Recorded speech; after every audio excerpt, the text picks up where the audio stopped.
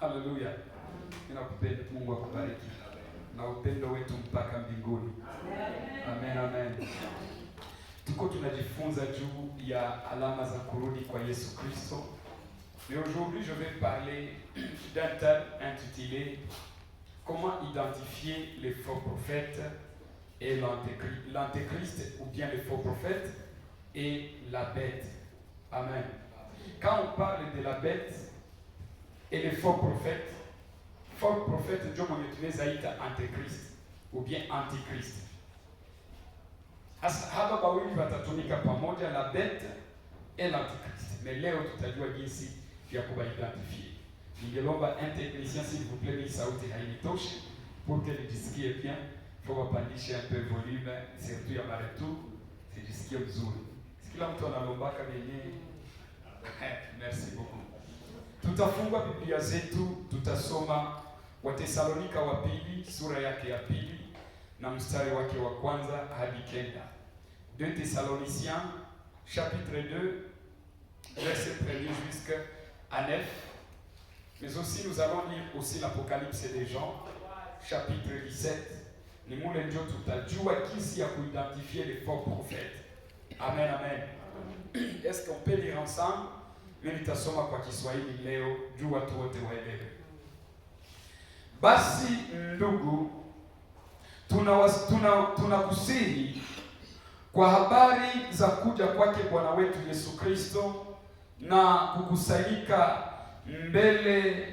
kwetu mbele zake, kwamba msifadhaishwe upesi hata kuiacha nia yenu, wala msisitushwe kwa roho wala kwa neno wala kwa waraka unaozaniwa kuwa ni wetu, kana kwamba siku ya Bwana imekwisha kuwapo.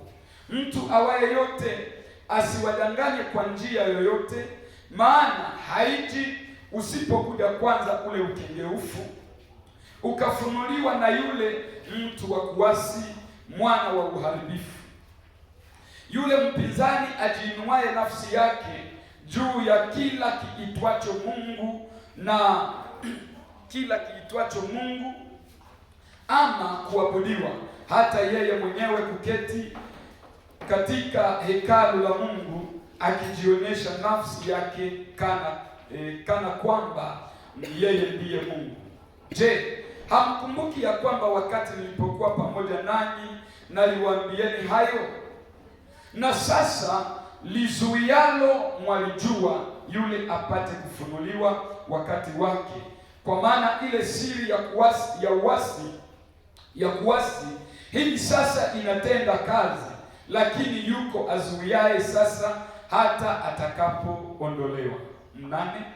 Hapo ndipo atakapofunuliwa yule asi, ambaye Bwana Yesu atamuua kwa pumzi ya kinywa chake na kumwangamiza kwa ufunuo wa kuwepo kwake, yule ambaye kuja kwake ni kwa mfano wa kutenda kwa Shetani kwa uwezo wote na ishara na ajabu za uongo.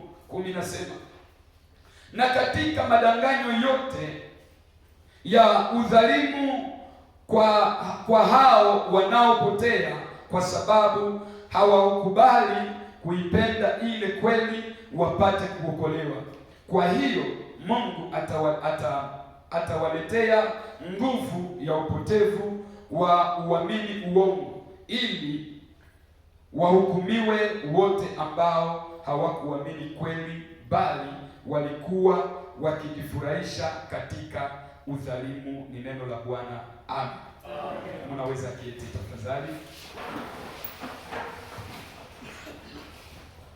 Il n'y a pas de technicien? Désolé. Amen. Nous lisons Apocalypse, chapitre 17, verset 1er. Nitaenda pole parce que ni hapa ndio kuko casse-tête ya message yetu. Et vous savez très bien que kufundisha ufunuo wa Yohana, ou bien si je peux le dire, retour ya Jésus-Christ, c'est pas donné à n'importe qui. Na ndio maana walio wengi wetu wahubiri tunaikimbiaka sana.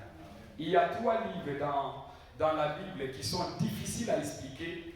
Il y a le livre de Daniel, le livre de Zacharie et l'Apocalypse des Jean. Na hivi vitabu ndio vyenyewe vinaeleza sur la fin des temps, vinapale sana juu ya mwisho, sababu ni ufunuo.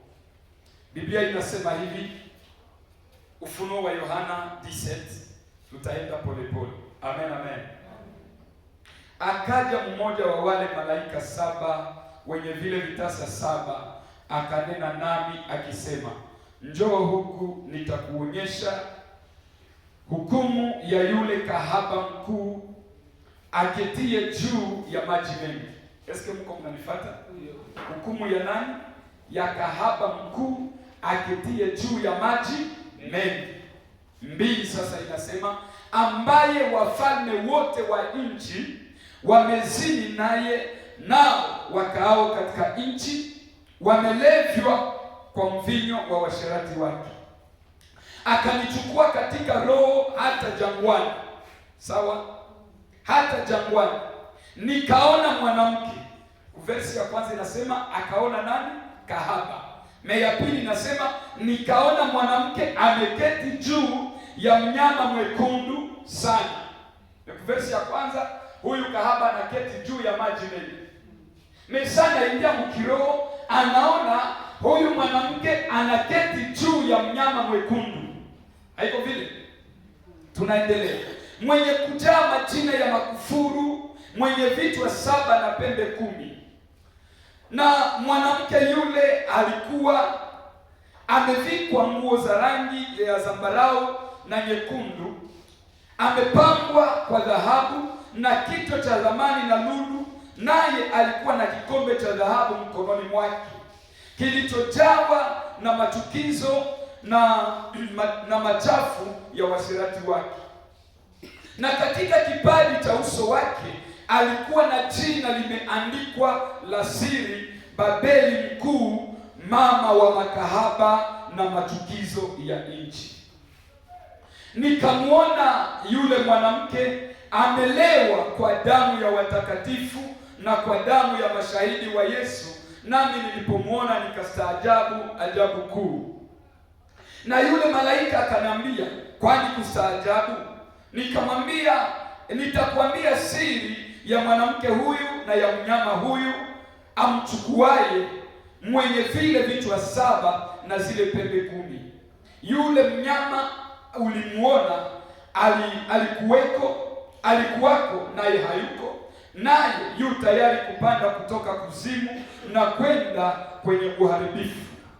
Na hao wakaao juu ya nchi wasioandikwa majina yao katika kitabu cha uzima tangu kuwekwa kwa misingi ya ulimwengu watastaajabu wamwonapo yule mnyama, na kwamba alikuweko naye hayuko naye atakuweko. Hapo ndipo penye akili zenye hekima, vile vichwa 7 ni milima 7 anayokalia mwanamke huyo, na navyo ni wafalme 7, 5 wamekwisha kuanguka na mmoja yupo na mwingine hajaja bado. Naye atakapokuja imempasa kukaa muda mchache. Na yule mnyama aliyekuwako naye yuko, yeye ndiye wa 4, naye ni mmoja wa wale 7, naye anaenda kwenye uharibifu. Na zile pembe 10 ulizoziona ni wafalme 10 ambao hawajapokea ufalme bado, lakini wanapokea mamlaka kama wafalme muda wa saa moja pamoja na yule mnyama. Hawa wana shauri moja, nao wampa yule mnyama nguvu zao na mamlaka yao. Hawa watafanya vita na mwanakondoo, na mwanakondoo atawashinda, kwa maana yeye ni Bwana wa mabwana na mfalme wa wafalme. Na hao walio pamoja naye ndiyo walioitwa na wateule na waaminifu. Kisha akaniambia, yale maji uliyoyaona hapo aketipo yule kahaba ni jamaa. Unifuate vizuri, yale maji, interpretation yake mu Biblia tutainterprete kisha nikianza tafsiri. Kisha akaniambia, yale maji uliyoyaona hapo aketipo yule kahaba ni jamaa na makutano na mataifa na lugha. Na zile pembe 10 ulizoziona ni hayo na huyo mnyama, hao watamchukia yule kahaba, nao watamfanya kuwa mkiwa na uchi, watamla nyama yake, watamteketeza kabisa kwa moto. Maana Mungu ametia mioyoni mwao kufanya shauri lake na kufanya shauri moja, na kumupa yule mnyama ufalme wao, hata maneno ya Mungu yatimizwe. Na yule mwanamke uliyemuona ni mji ule mkubwa wenye ufalme juu ya wafalme wa nchi. Ni neno la Bwana. Amen. Mimi nawaza mmesoma.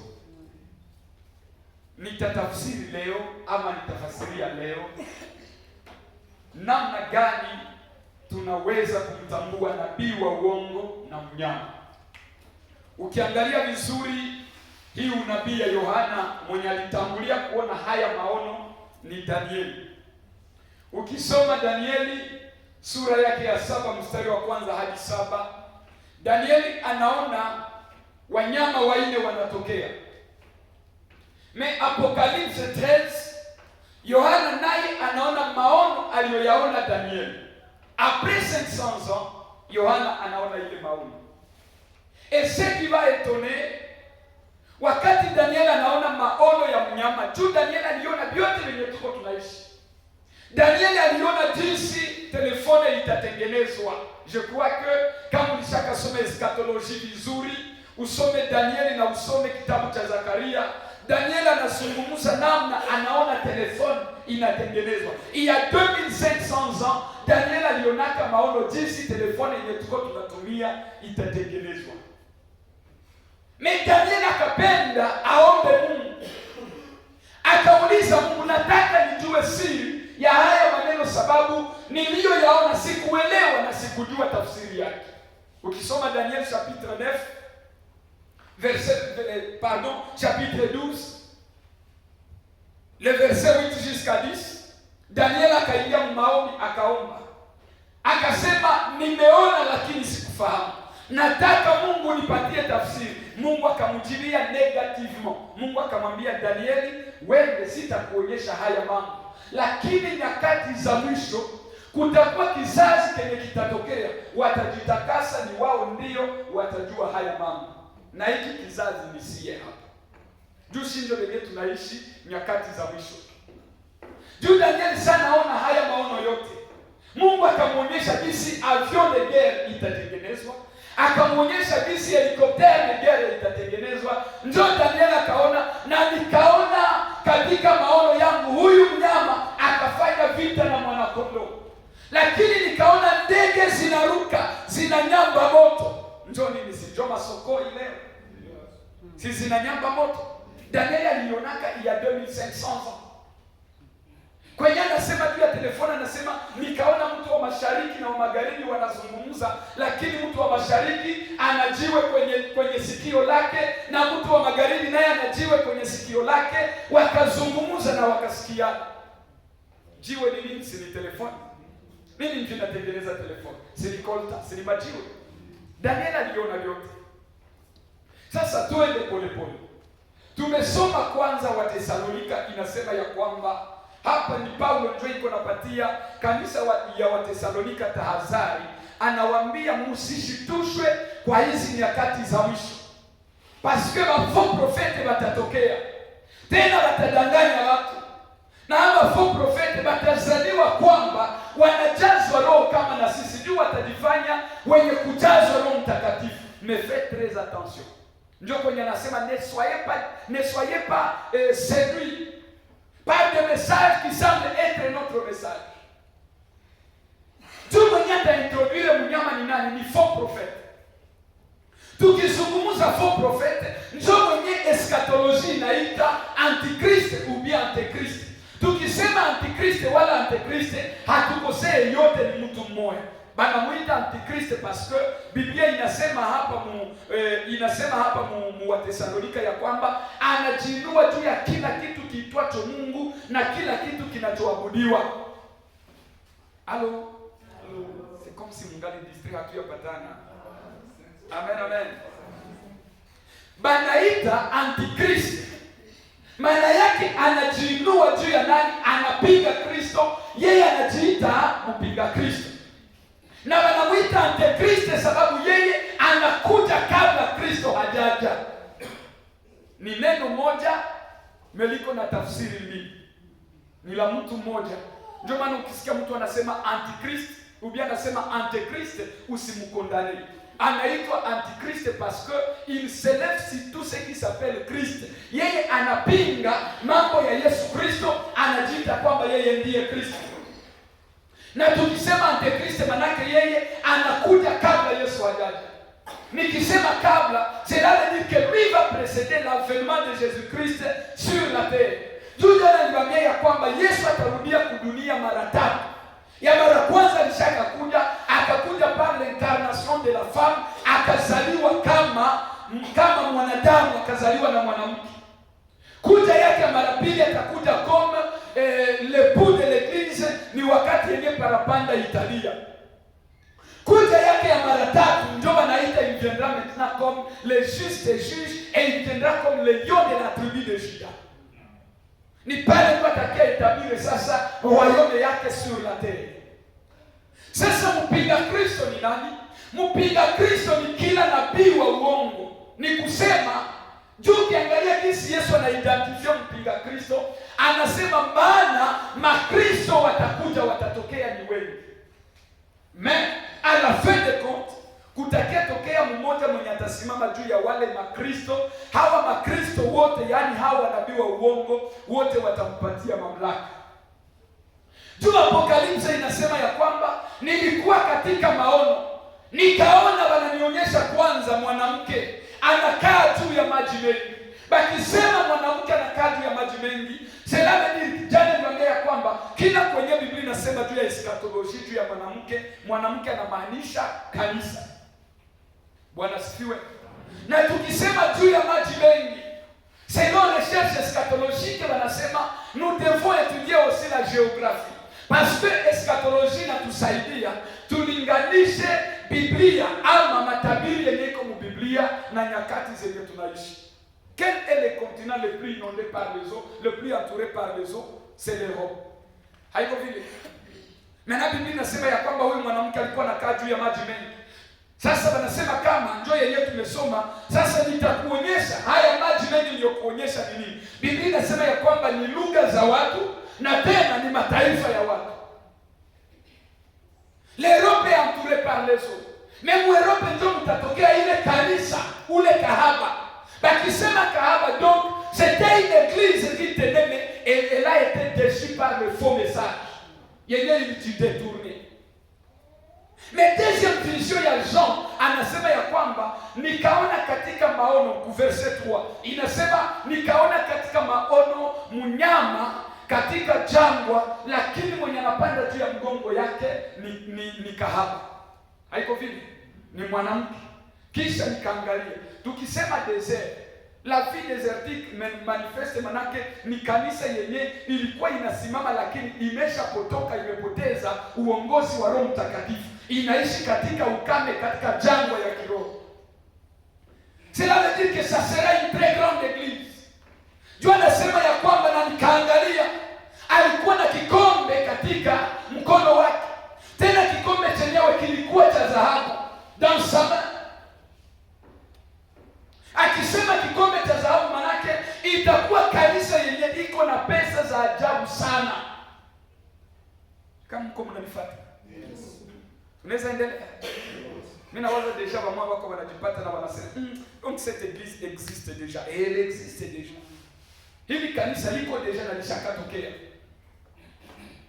Akasema nikaona ana kikombe cha dhahabu mkononi mwake. Na tena nikaangalia wafalme wote wa dunia wakazini naye na wakalewa kwa mvinyo wa washerati wake. Regardez aujourd'hui, Biblia inasema wafalme wote. Ni kanisa gani duniani leo lenye manake hakuna mfalme, hakuna president, hakuna même Nations Unies haiwezi kamata decision kama hilo kanisa halijasema. Je crois que vous vous retrouvez déjà. C'est pour dire que ule kahaba déjà iko identifié. Menasa tunasema mpinga Kristo, yaani ni mtu mwenye atakuwa anaongoza hili kanisa, ndio mwenye atatokea anakamata mamlaka yake, bana créer kitu yenyewe inaitwa crise économique, parce que vitu yenyewe vitaannoncer retour ya Yesu Kristo, kutakuwa crise économique ya ajabu. Kisha wao peke watatafuta solution, ndio kwenye watapatia huyu mnyama mamlaka na kusema ya kwamba il faut qu'on ait un homme politique qui peut bien diriger na a stabiliser économie, a stabiliser politique. Ndio maana wako wana créer ma union africaine, wana créer union européenne, si du États-Unis d'Amérique, déjà vous connaissez très bien. Bwana tusaidie. Tunatapenda dunia yote iongozwe na mtu mmoja. Na ukiangalia leo mema makanisa bado wanapenda wa créer une église universelle. Sijui kama mmesoma constitution ya hii wakati ama niseme loi ya Nations Unies sur la religion. Aujourd'hui, toute personne qui prie au nom de Jésus, bako wanamqualifier comme un génocidaire religieux. Hakuna tena ya kuomba kwa jina la Yesu. Pourquoi wanasema il faut qu'il y ait une exclusivité, ce qu'on appelle exclusivité religieuse. Bali watu wengi wanasema ya kwamba Yesu wetu ndio mwokozi wa dunia. Cette personne-là doit être condamnée pour 5 ans de prison. Ndio loi ya nani ya Nations Unies pour ce qui concerne la religion. Kila mtu mwenye anatumika mu Nations Unies kumuuliza leo, on leur interdit, surtout wa expatriés. Banabambia ukiingia mshida wala unaenda mkanisa usiombe kwa jina la Yesu. Ukiomba kwa jina la Yesu manake una commettre ce qu'on appelle génocide religieux. Cela veut dire que unanyanyasa mtu mwenye haamini Yesu. Ndio yenyewe mko mnaona Europe leo sasa vile France ilivotema kusema kwamba toute personne qui entrera dans l'hôpital ou bien unatembelea jirani yako unamwambia sema njoo kanisa yetu, ukimwinvite mkanisa yenu na umwambie kama Yesu Kristo ndiye mwokozi na njia kwa kufika kwa Baba, tu seras condamné pour 7 ans de prison. Est-ce que tuko pamoja? Mpinga Kristo ndio mwenye atafanya kazi ya kwanza. Ndio mwenye ataintroduce nani? Mwenyewe anaita mnyama. Sasa mnyama utaniuliza, mnyama sasa mwenyewe ni nani? Mnyama ndio politique. Ça sera un dirigeant politique. Ndio Biblia inasema ya kwamba mwanamke anakalia nani? Huyu mnyama. Sasa mnyama akakamata mamlaka yake wakati analewa na wafalme wote, akamkabidhi huyu mnyama madaraka. Ndio maana wakisema les signes ou bien la marque de la bête, hawaseme la marque du faux prophète, mais on dit la marque de la bête. Ndio mwenye atapromulguer 666 haitakuwa faux prophète, mais itakuwa nani? Un dirigeant politique. Ndio maana tunaita marque de la bête. Juu akishapewa mamlaka atatosha identite yake, na hii identite yake ndio itatuma sasa batu wote banamwabudu. Mais Wathesalonika inatuambia ya kwamba avant atoshe ile marque, il faut kwanza shie tunadisparaître. Shiba nani wenye tutadisparaître? Kanisa. Parce que aussi longtemps que kanisa ingali kudunia, marque de la bête haiwezi tokea.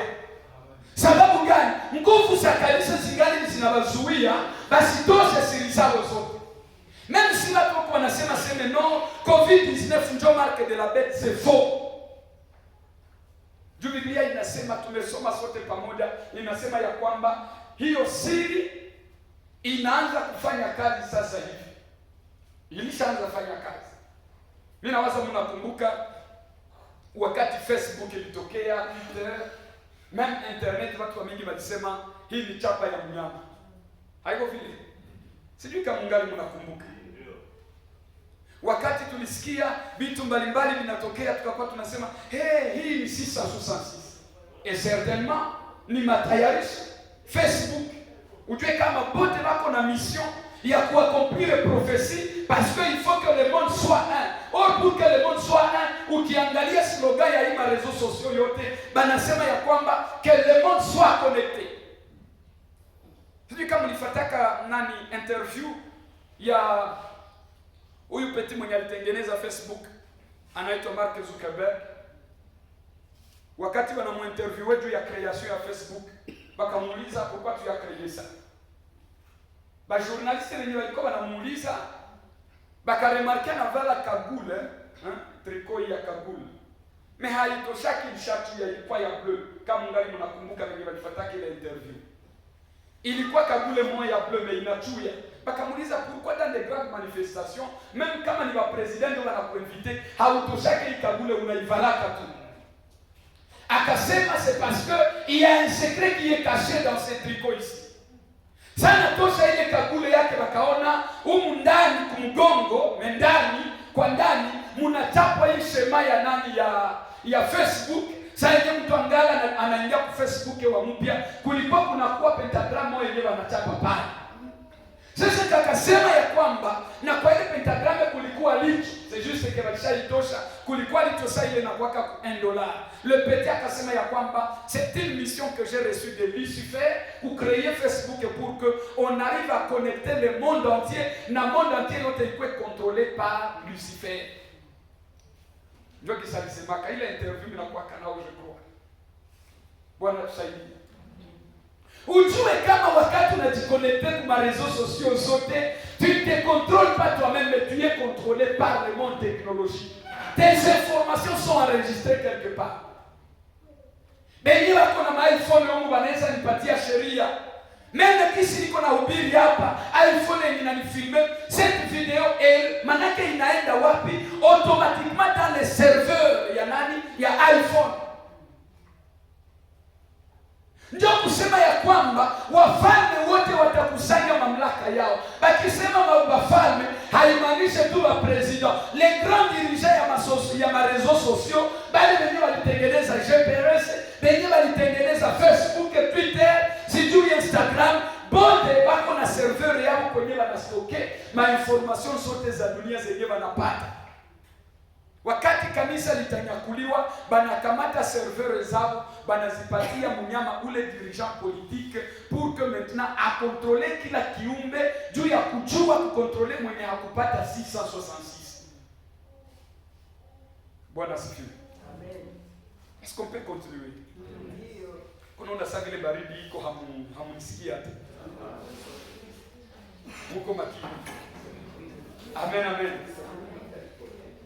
Ukiangalia leo yenye tuko la technologie, c'est ce qui est en train de préparer la marque de la bête. Parce que Paul anasema ya kwamba vous savez ce qui empêche cette marque-là ne puisse pas agir. Ce qui l'empêche, c'est l'église. Ujue kama maombi ya kanisa, malgré tunatukanwa, tunazalaulika shie kanisa, mekuko vitu vya mingi vyenye tunasuia visitokee. Le monde devait aller à une forte vitesse, le monde démoniaque, mais à cause de la force de la prière, ile vitesse tunaizuia. Bwana tusaidie. Njoo kwenye Yesu anasema, sasa yenyewe banampoze question. Anasema ya kwamba il faut kwanza hesabu ya wateule watakaouawa kwa ajili ya jina langu ienee, njoo ule mwisho utakuja. Il faut que ce nombre-là soit accompli d'abord. Ukiangalia mu Apocalypse chapitre 6, verset 9, Biblia inasema ya kwamba Yohana katika maono kwenye kisanga ya Patmos akaona wale waliouawa juu ya Yesu Kristo na juu ya ushuhuda wao juu ya jina la Yesu, roho zao zinakaa chini ya madhabahu. Kisha akauliza wale watu, wakamwambia, kwa nini Mola unakawia kututolea hukumu kati ya wale waliotuua na sisi? Biblia inasema ya kwamba aseme wakapewa kanzu nyeupe, wakawaambia mstarehe kwanza, mpumzike, sababu bado hesabu ya watakaouawa juu ya jina la Yesu Kristo haijaenea. Hesabu ikienea, parapanda inalia. Et maintenant, moi, je suis en train de me poser la question, est-ce qu'avec des millions de personnes qui meurent chaque année à cause de Jésus-Christ, hesabu haijaenea? C'est quand on fait l'évaluation missionnaire, il y a 2022, le nombre de gens qui ont été tués à cause de leur foi en Jésus-Christ dans le monde entier. Évaluation missionnaire inaonyesha kama il y a eu plus de 13 000 morts benye walikufa juu tu ni Mkristo wanamkata kichwa. Makanisa zenye zilichomwa zilikuwa plus de 2000 églises. Bakristo wenye bangali mu prison depuis 2022 balifungwa juu ya Yesu, juu wako wanahubiri. Leo wako 5000 chrétiens ndio wenye wako mu prison. Wewe uko natoka bonnement tikiti chez toi, unakia ukanisa, na juu ukia ukanisa fo mama na kubembeleza na kukorompre na bonbon. Hauna haya. Que Dieu nous pardonne. Que Dieu nous pardonne. Alléluia.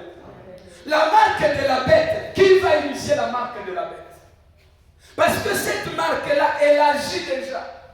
Ukiangalia wakati internet ilitokea, ni kweli tuliwazia kama ndio chapa ya mnyama. Et certainement ndakuonyesha kama la marque de la bête sera technologique.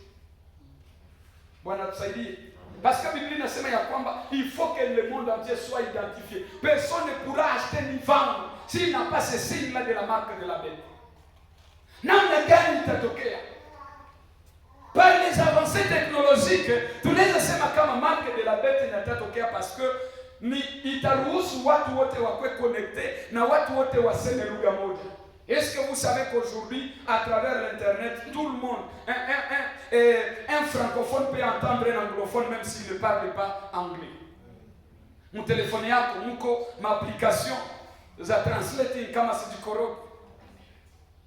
Sasa unafika mwa aeroport fulani ama unafika magazini, penye wako wanaenda shinde, kama hauna interprete, il suffit uandike maartikle zenye unataka, kisha unaingia kwa ile translate pale pale ina traduire chinois nasoma, anakufixe prix na wewe una click kwa ile translate inakupatia prix na mnadiscuter pale na mnauziana. Il faut kukuwe langage commun. Or renita tu permettre ni internet. Ukiangalia leo ni wenye mko bien connecté. Sasa huko na wakisha telefone yako pale, même saa hii jinsi niko na ubiri hapa, yenye iko inatumika hapa ni 4G. 4G ni nini? Sasa unawakisha ka telefone yako na unaka kale ka 4G wanaandika pale yule.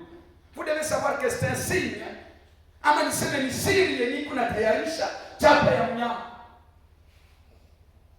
4G ni avancée technologique yenye ina permettre un téléchargement rapide ya une vidéo ou bien ya information.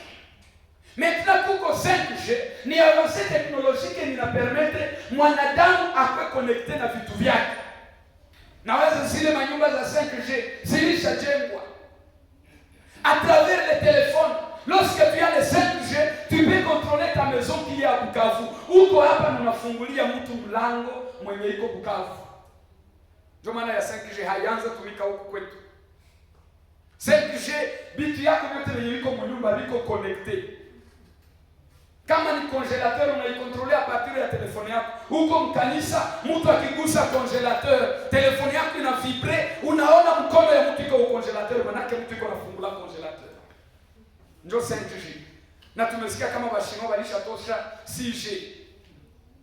Hii 6G ni avancée technologique ina permettre à travers une puce électronique kila mtu akwe connecté na mwenzake. Hayo sema banaiaplike ku cerveau ya mtu kusudi ukikuwa na ile puce électronique kukichwa yako na mwenzako kama dada hapa iko nayo na mimi niko nayo, sasa ndaongea naye, sina besoin ya kumtransmettre message wala nimuite, isifika wakishe kale ka bluetooth, anajua yenye mimi nawaza na mimi najua yenye anawaza. Ndio kwenye tunaenda sasa. Et je crois que mulifata hapa mu 2022 mu mois de septembre, hii projet ya nani ya bwana banaita comment il s'appelle, Elon Musk. Si mnamjua mwenye anatengeneza Tesla magari electrique, sijui kila kitu kenye kiko chargeable. Iko na projet moja anasema il faut maintenant qu'on arrive à télécharger les pensées de l'humain. Leo par la technologie wanasema ya kwamba il y a eu plusieurs personnes qui sont mortes avec leur projet. Maintenant il faut tutengeneze teknolojia ya kufanya kila tajiri, kila mtu wa maana, si c'est un savant, asikufe na ujuzi wake. Il faut banamutia ile puce électronique ukichwa yake, wakati unakufa deja ile puce électronique ilisha télécharger intelligence yako yote, banaweza kuiimplike mwingine mtu anaendelesha ile maprojet yako. Ziko projet mbili zenye ziko en cours. Ile avancée technologique ya kutengeneza aseme bako bana télécharger pensées za mtu, bako banasema il faut qu'on fabrique des hommes cyborgs. Sasa walishafanya ile mafilme za cyborg bananielewa. des hommes capables de marcher par la technologie. Na huyu ndio mwenye iko na developer ingine application ya kupermettre mwanadamu manerone zake, même si uko kilema, kukue manerone zenye ziko artificiel za ukupuse ufanye mouvement yenye hauwezi fanya. Si tu es paralytique, tu vas marcher à travers l'intelligence artificielle.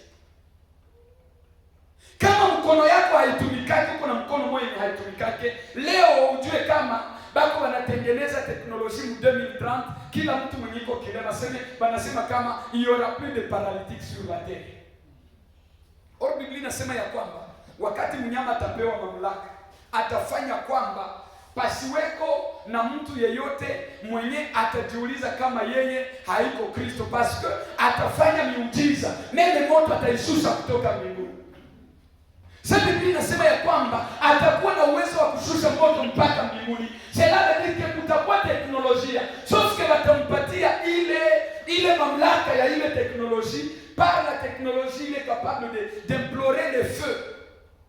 Itakuwa ni buto, parce que Biblia inasema ni ishara za uongo. Anaweza apiye buto moja anasema mimi natateketeza moto mali yote na moto, juu muamini kama mimi nina mamlaka. Lui-même il peut appuyer ce bouton là, unaona mawingu mnatokea moto. Gisi niliwaambia jana, aujourd'hui Baris bako déjà na arme haiko tu Baris, même les Israéliens, cette arme est capable de faire pleuvoir la pluie. Tuko tunaviona même Arabie Saoudite. Tuko tunaviona sa vile Abu Dhabi. Meme kule mainchi sa vile Makowete kwenye mfula hainyeshe kila siku, wako na maarmement zenye bakipiga ile bombe hapa na mfula inanyesha automatiquement. Bwana tusaidie. Mais aussi Biblia inasema ya kwamba hakuna mtu mwenye atauza wala atanunua kama hana hiyo chapa. Itakuwa kwenye kipaji cha uso wala kwa mkono wako. Et regardez aujourd'hui que cette marque de la bête là, elle est en train d'être préparée petit à petit. Ukiangalia leo watu wenye wako na mapisi électronique mudunia ba mingi, ce sont les Suédois. Aujourd'hui en Suède, il y a plus de 100 000 personnes benye wako na mapisi électronique akienda kukazi, hana besoin ya kufungula mlango na fungulo. Ce sont des portes déjà technologiques. Yeye akifika tu ni mkono wake, mlango na nusa tu mkono wake na inafunguka. Tu pars à la banque retirer de l'argent. Mkono wako utaretire. Je me rappelle une fois niko na voyager nafika Amsterdam. Sasa nafika kwa aéroport banambia, est-ce que tu as déjà été dans cet aéroport? Nasema ndio. Bakanambia nous n'avons plus besoin de ton passeport. Mimi naweza ni présenter passeport tu vas l'identifier. Bakanambia si tu as déjà été ici, on n'a plus besoin du passeport. Entre seulement devant les caméras.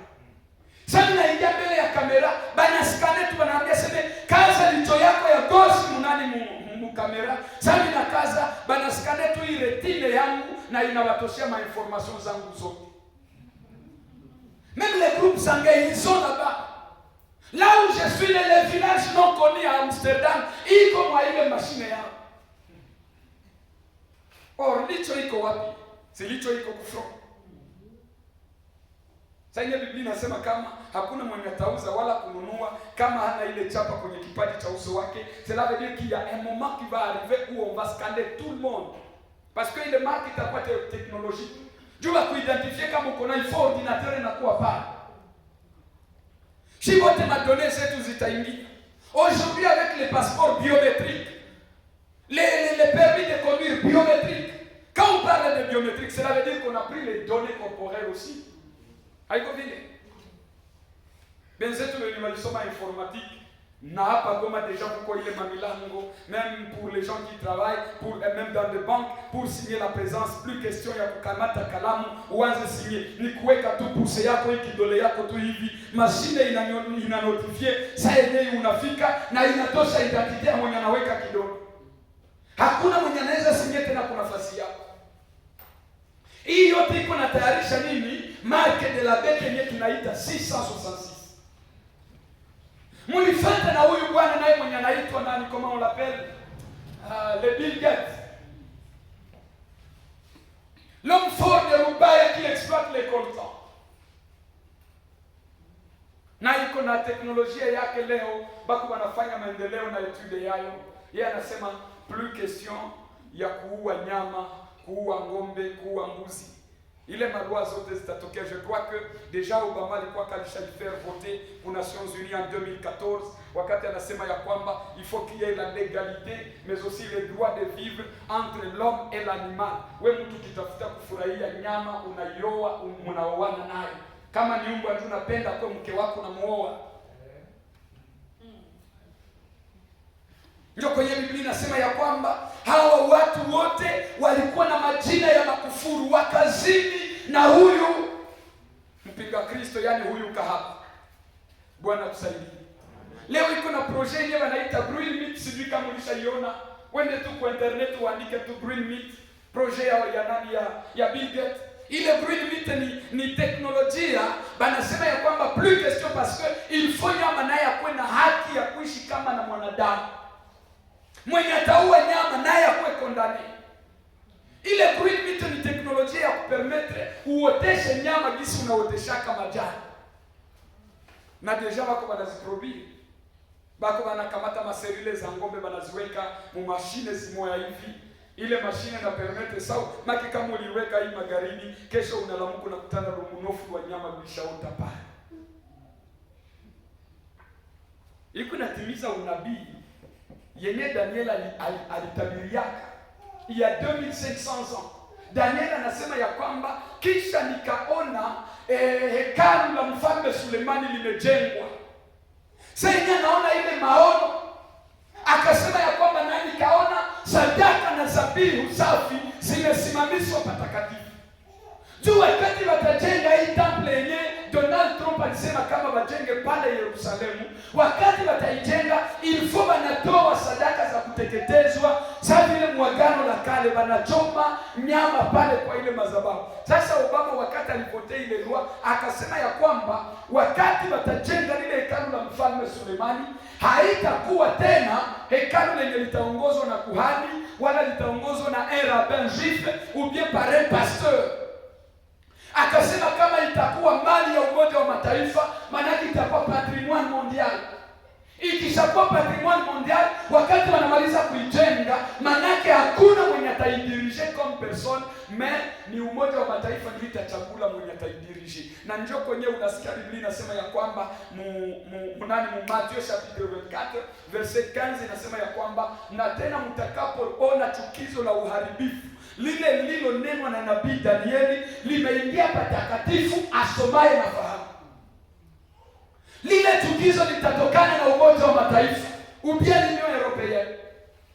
Sasa watajenga lile hekalu, deja kuko ile charte ya Nations Unies inasema kama plus question qu'un homme appelé prophète ou bien un homme appelé bishop diriger ce temple là. Il faut que nous choisissions mwenye ataidirige. Na ule mtu ndio mwenye ataenda pale yeye pekee anajiita Kristo. Sasa vile niko na wachanganyisha. Amen, amen. Il faut tunajifunza jinsi hii marque de la bête itatumika. Quelles sont les caractéristiques pour identifier cette marque de la bête? Premièrement, ça sera une marque spirituelle parce que Biblia inasema ya kwamba il faut que toute personne adore la bête et sa marque. Biblia inasema ya kwamba petits et grands, esclaves comme libres, mais aussi riches comme pauvres, tout le monde va adorer la marque de la bête. Unajua leo wako wanakukaza wende mkanisa. Mais kanisa likishanyakuliwa parce que toutes ces églises que vous voyez ici hazitakuweko tena. Haya makanisa haitakuwa tena makanisa. Parapanda ikilia. Meme ba Kristo wenye watabakia wenye hawakunyakuliwa, kama ulikuwa kama Mkristo wa sepe. Mkristo wa sepe akibakia hakunyakuliwa, usiwazie sema atawakubalia ukiombea huko. Parce que hii manyumba yote, hii makanisa zote ndio zitageuka masali de conference za mpinga Kristo. Nafasi ya kwenda ukamatia 666 ni makanisa. Kanisa lenyewe litakuwa manake ni kila mtu yepe. Na njoo kwenye Biblia inasema ya kwamba il faut kila mtu anajiokoa kwa damu yake. Mpinga Kristo atakuwa anapita nyumba kwa nyumba, anauliza. Tukisema atapita nyumba kwa nyumba, hata toka Israeli kuja hapa Mkongo na atakuwa na representant yake, batakamata wa nyumba 10, batakamata wa chef de quartier de gouvernement entrepreneurs bana va transformer au service de l'antéchrist. Banabambia il faut muidentifie kila mtu mwenye iko na marque de la bête na mwenye hana nayo il faut auawe. Hapa walituambia juu ya cashne, kama mwenye hana nayo hata ingia mbanka retire franc. Ni wote mkuvala makashne saa hizo zenye hasa. Walituvalisha mangi. Sijui kama wanaita yaseme vitu ya kutumize. Sasa uko nafika kubanga sana. Monsieur, parle très fort, je ne t'écoute pas. Mais cette fois-ci, marque de la bête qui tokea, c'est pas de l'argent qu'on va retirer avec les cash. Il faut que tu aies cette marque-là. Dieu va kuitikia uingie mbank. Tuliona watoto wetu wanafukuzwa kwa masomo juu hawana cash.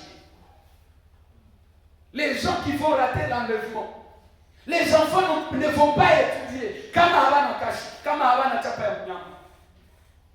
Utakuwa na franka zako mais hazitakuservir parce que tu n'as pas la marque de la bête. Hautaingia mfarmasi uuze kitu batakwambia no, hatukubali liquidité, il faut natuletea franka zenye, hatukubali franka za en espèce mais il faut utuletee monnaie électronique. Oro ni damu yako. Siku moja nilikuwa nafundisha mu 2014, sasa Mungu ananirevele ile. Nilifundisha sana Kinshasa na Bukavu. Nikaonyesha jinsi wakati nani Airtel Money ilianza, Orange Money, Vodacom kama ndio wanaita M-Pesa.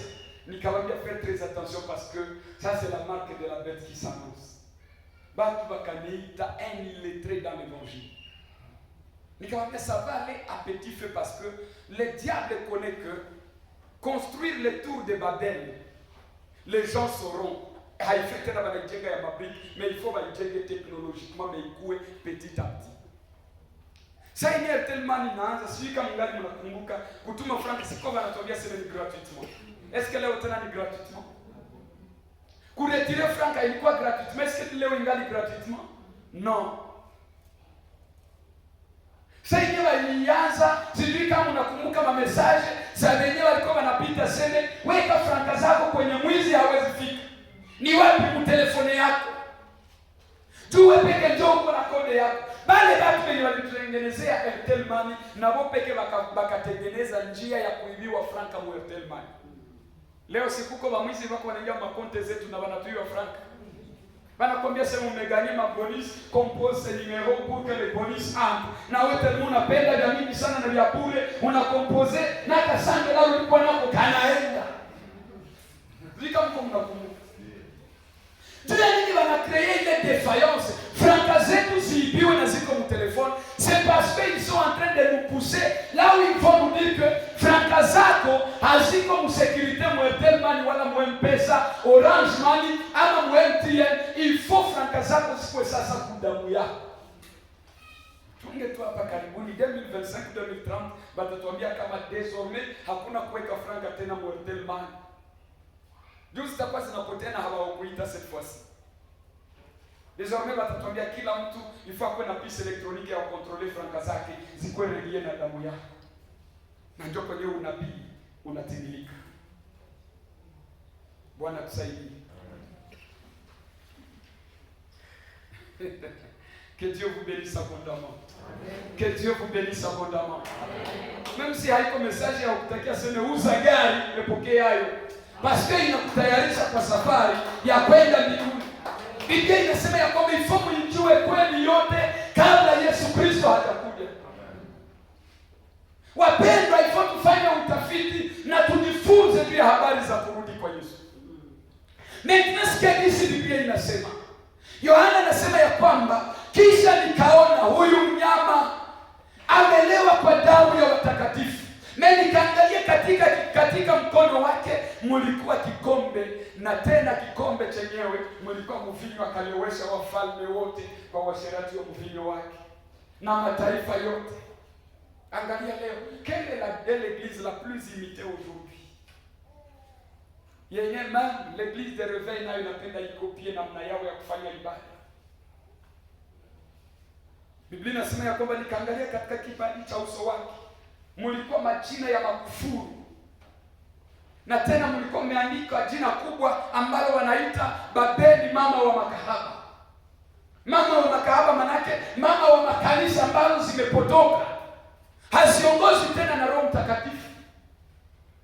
Wakati naangalia kuna majina ya makufuru. Majina ya makufuru ndio majina gani? Ndio yenye tunaonaka watu wanaabudu majina, seme Saint Ursule uniombe.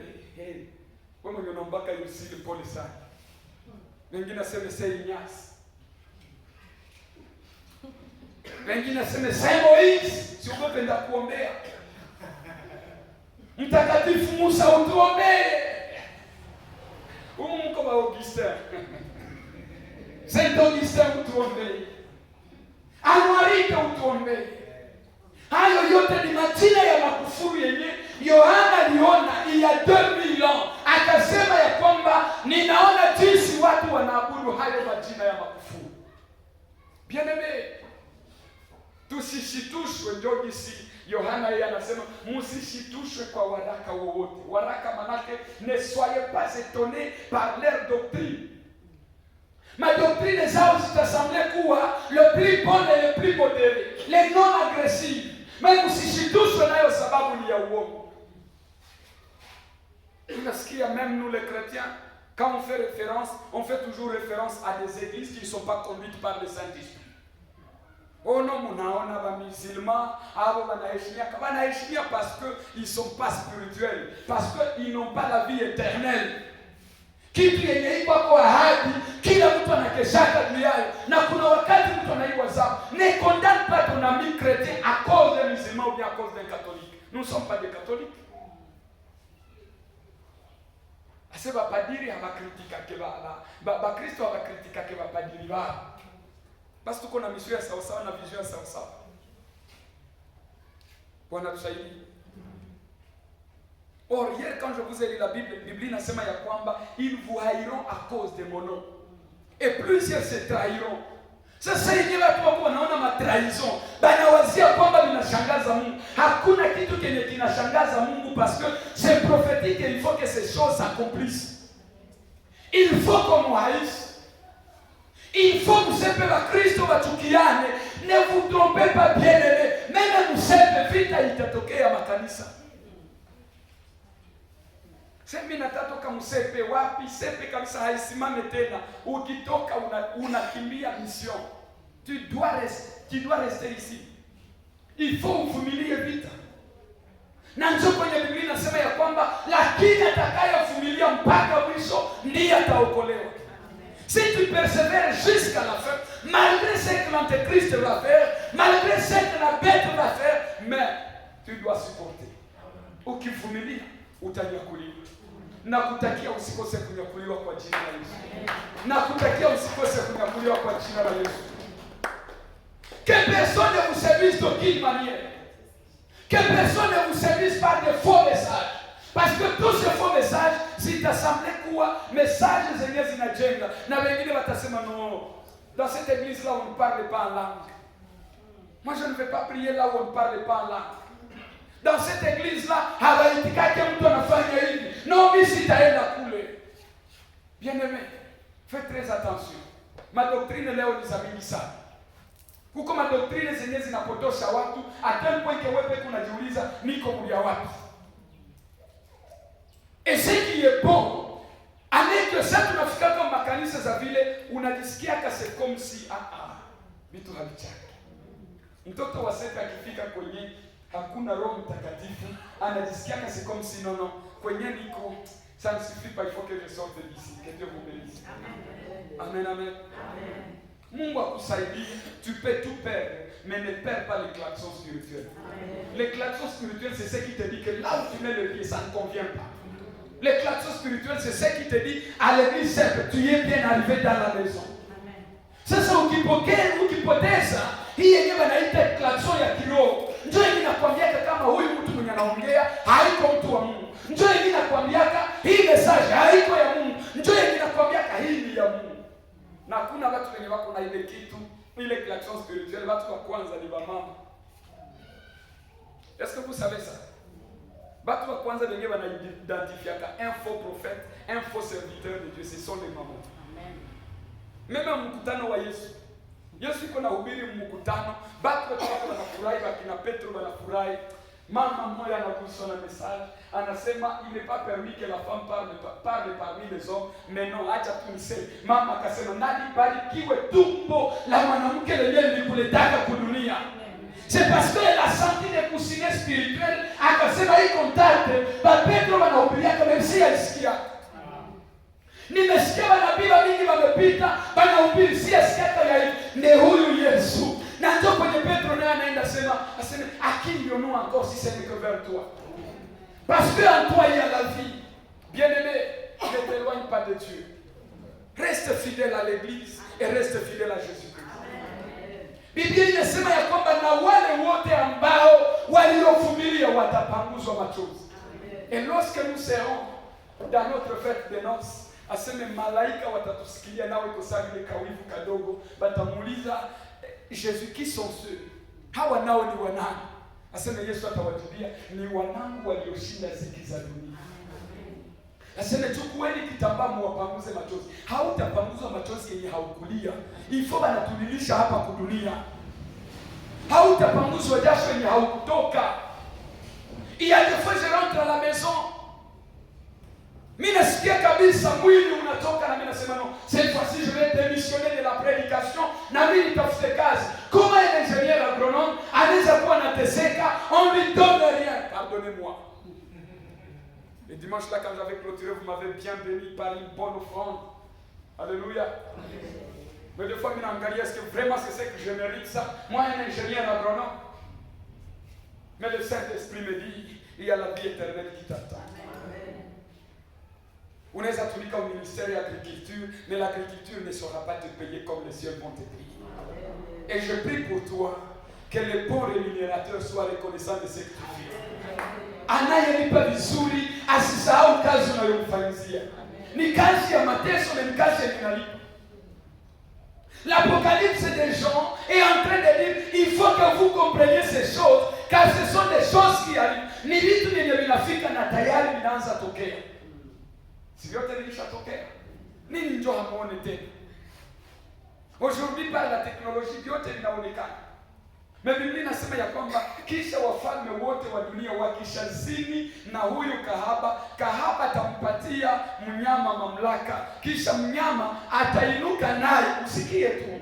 Mnyama atainuka anampiga kahaba vita, atakorogana. Aujourd'hui vous savez qu'il y a une religion qui a le dessus sur la politique au monde. Kuko ile dini mnaijua? Tusiseme jina za watu. Amen. Na ile dini ikisha kamata mamlaka inampatia mnyama. Biblia inasema ya kwamba kisha mnyama atainukia hii dini, anaiharibisha. Biblia inasema ya kwamba ataiacha uchi ukiwa, anamkula minofu yake. Aujourd'hui vous savez que la plus grande organisation au monde c'est cette église là dont je ne dis pas le nom. Iko na mali mingi, mais à la fin la bête va le dépouiller. La politique va dépouiller l'église parce que ce qui est spirituel et charnel ne peuvent pas marcher ensemble et faire la paix. Leo ukiangalia batu wako wanawazia sema kukuwa na wapolitisia mkanisa ndio ukubaliwa kama mna Mungu. Na sisi tulishaingia mwisho wa ubiri. Asema hii kanisa kwa mtoke wa deputy. Basi kama haitoke kama wa deputy ndio haitendaka mbinguni. Asema no watatujua kama nashie vice gouverneur anajua mkanisa yetu. Ili ubiri ukanisa moja kwenye kuko vice gouverneur bandu kuyeje. L'église est conduite selon les timings du vice gouverneur. Aseme no, kila sababu uongozi mchungaji mwenyewe ndio alikuwa anaongoza. S'il vous plaît waimbaji muimbe kidogo tafadhali, sababu excellence ifaa rudilie makazi zake. Leo dimanche unatuambia kisi tutaimba tu ya excellence. Aujourd'hui, pour identifier l'église qui a la présence de Dieu, bako wanaangalia le nombre de politiciens, benyewa comme le ndani, le nombre de ministres. Acha nikwambie, haiko présence ya ministre mkanisa ndio inamaanisha uwepo wa Mungu. Et d'ailleurs, moi je prierai Dieu que kila mtu mwenye atakuwaka autorité mwa kanisa, Mungu ampatie unyenyekevu. Asitike wanamkanisha kwenye nafasi mkana. Asitike wanakonduire ibada selon timing yake. Vitu vingine unakatala, banataka kupeleka kwa ile nafasi tulishapita député katano bambie nilikuwa naikala pale sasa yakuwa député. Où est-ce qu'on va trouver ces hommes-là qui vont rester humbles malgré l'élévation? Nabo hawapendi, wanapenda tu waikale pale kwa pastor anaikala. Ndio kwenye Biblia inasema ya kwamba aseme huyu kahaba akalewa kwa mvinyo, akalewesha wafalme wote kwa mvinyo wa washirati wake. Mimi najua kama tunafika mwisho kule garde bokule. Bwana tusaidie. Bwana tusaidie. Maintenant wakati Yesu atashuka kudunia, Seigneur anashuka comme le lion de la tribu de Juda, parce qu'il faut que nous fassions d'abord 7 ans dans les airs avec Jésus-Christ. Si yenye parapanda ikilia kisi nilisema, sasa parapanda inalia, tunanyakuliwa tunabaki mawinguni. Sasa tutakuwa tuko hewani, kutatokea vipindi viwili. Il y a ce qu'on appelle la tribulation. Mais une tribulation itakuwa divisée en 2 parties. Il y aura la petite tribulation et la grande tribulation. Hii petite tribulation ni mule ndio mutatokea wale mashahidi wawili ambao Biblia inasema ya kwamba mmoja atakuwa na mamlaka kama Elia, mwingine kama Musa. Halo. Sasa hao mashahidi wawili watahubiri neno. Watasema Yesu alishakarudia, hamkuokoka lakini muokolewe sasa. Mkubali Yesu Kristo kuwa ndiyo njia ya kweli na uzima. Biblia inasema ya kwamba ole wa kila mtu mwenye atawacheka. Ukiona message yao unacheka na pale pale unakufa. Juu mmoja atakuwa na mamlaka ya kushusha moto kama Elia na unashuka. Mwingine atakuwa na mamlaka kusema maji gabulike, hii Grand Lake inagabulika, bahari inatengamana monjia. Mais après 3 ans et demi, parce que itakuwa 3 ans et demi ya calamité. Njala itakuwa mingi parce que kanisa lilishaondoka. Crise itakuwa ya mingi. Instabilité économique itakuwa. Juu ya ile stabilite ekonomike ni pale nani mwenye angali na ajiri, mwenye angali na mamlaka ni nabii wa uongo. Kisha nabii wa uongo atajikaza juu atafute comment on peut stabiliser l'économie. Ndio kwenye mnyama atatokea bana munome. Mwenye atapromulguer loi ya mnyama ni nani? Ni Antichrist. C'est le faux prophète ndio mwenye bambia mwenye anaongoza kanisa lenye lina pesa. Sasa sema c'est tel qui devient le dirigeant mondial. Sasa ule dirigeant anainuka, anampiga huyu nabii wa uongo vita, anamuua. Na ndio kwenye Biblia inasema ya kwamba wakati sasa Yesu Kristo atashuka kudunia, sikia kitu kenye kitatokea Yesu akishuka kudunia, ndio pale kwenye tutakuyaka na ile nitatuma tunakuya na Yesu Kristo. Ni sababu huyu mnyama akishasimama, apende tuasa ile ya kwanza, atapiganisha hao wanabii wawili. Huyu mwenye iko na roho ya Elia na ya Musa atawapiga vita na Mungu ataruhusu abaue. Sasa yeye anabaua, anawatia ku place publique. Moja inaitwa Misri, nyingine inaitwa Sodoma. Kwa nini wanaita Misri na nyingine Sodoma? Sababu ni mabaya ambayo itaonekana na watu wa dunia yote. Na Biblia inasema ya kwamba kila jicho litawaona. Pandako mbele tapanda tu wazuu. Banaanikiwa. Sasa Biblia inasema kama batanikiwa na kila jicho litawaona. Est-ce que mtu akikufa États-Unis tunaweza muona hapa? No. Cela veut dire que watakuwa publié kwa internet. Bwana tusaidie. Watu après 3 jours wanafufuka nao wanatukuta hewani. Maintenant kunaanza 3 ans et demi ya mwisho yenye annoncé les 7 ans. Njoo yenye mnyama sasa atatokeza hapo, ile marque de la bête tunaita 666 yenye itakuwa obligatoire kwa kila kiumbe. Bwana tusaidie. Sasa hii 666 juu uze ni yeye mwenye ataproklame amani na amani itakuwa atastabilize ekonomi. Sasa watu watasema amani imepatikana duniani, banaanza muabudu huyu mnyama na wenye wako mprison na wenye waendake mkanisa watamwabudu. Njoo sasa. Juu Biblia inasema wakati watu watalalamika c'est alors que la ruine viendra. Sasa watu watawazia sema amani imetokea, njoo uharibifu sasa unakuja.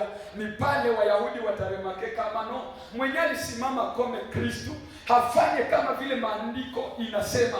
Juu Wayahudi watafanya alliance na huyu mnyama.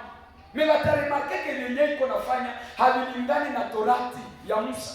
Juu ya hekalu, juu hata heshimia hekalu, pale madhabahuni sasa atasimama. Olia atoe zabihu safi, atatoa sadaka za ovyo.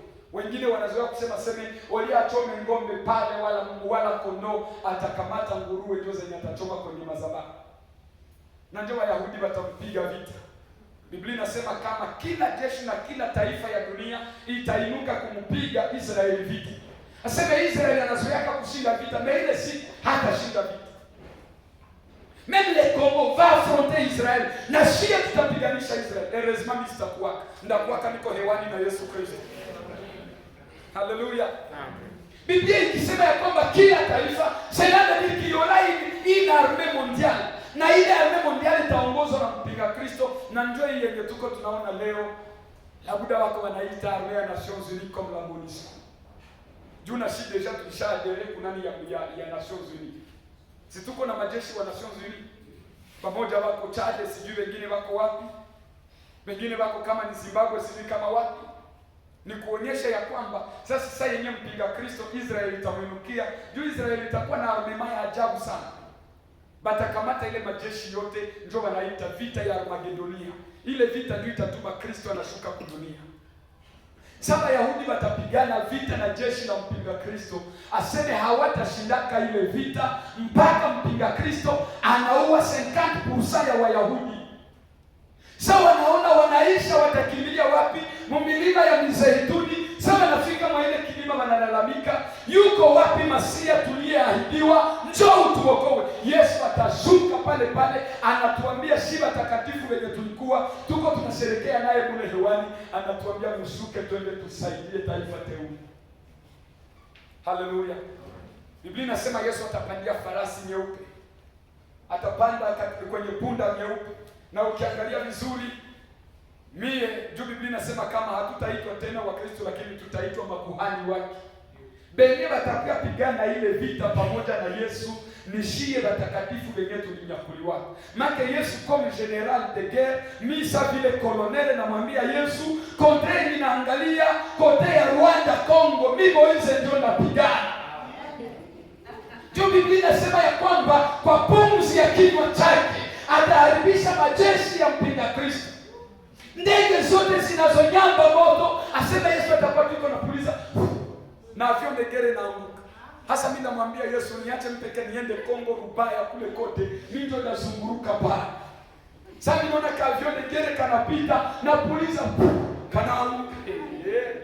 Haifai kukosa kunyakuliwa. Kisha pale wakati tutashinda ile vita, tunamaliza, Yesu anaua wafalme wote waliozidi na ule mnyama. Biblia inasema ya kwamba ndipo sasa Yesu anainstale mamlaka yake hapa juu ya mwenyewe, ataitwa mfalme wa wafalme. Na shie tunarizi naye pandamila. Sasa sikia adhabu ya huyu nabii wa uongo mwenye iko nadanganya watu yote. Tous les faux prophètes seront jetés où? Ils seront jetés dans l'enfer. Make mwenye atainogire moto wa Jehanamu haiko shetani. Mwenye atainogire moto wa Jehanamu ni nani? Ni nabii wa uongo. Tous les faux pasteurs. Bwana tusaidie. Shetani yeye hata ingia kwa moto wa Jehanamu. Shetani atafungiwa kwanza mprison quelque part. Anabakia pale pandami la iko mprison. Mwenye anainogire moto wa Jehanamu ni mwenye alikutumikia. Dieu m'en ne vous trompez pas. Le diable c'est un mauvais père. C'est un mauvais patron. Comment unaweza jenga nyumba haupendi inogire, unapenda menjo ni inogire? Nyumba yake walimjengea moto wa Jehanamu, hata ingia mwa kwanza. Que Dieu bénisse sa parole. Je ne vais pas vous prendre assez de temps. Amen. Amen. Est-ce qu'on peut se lever?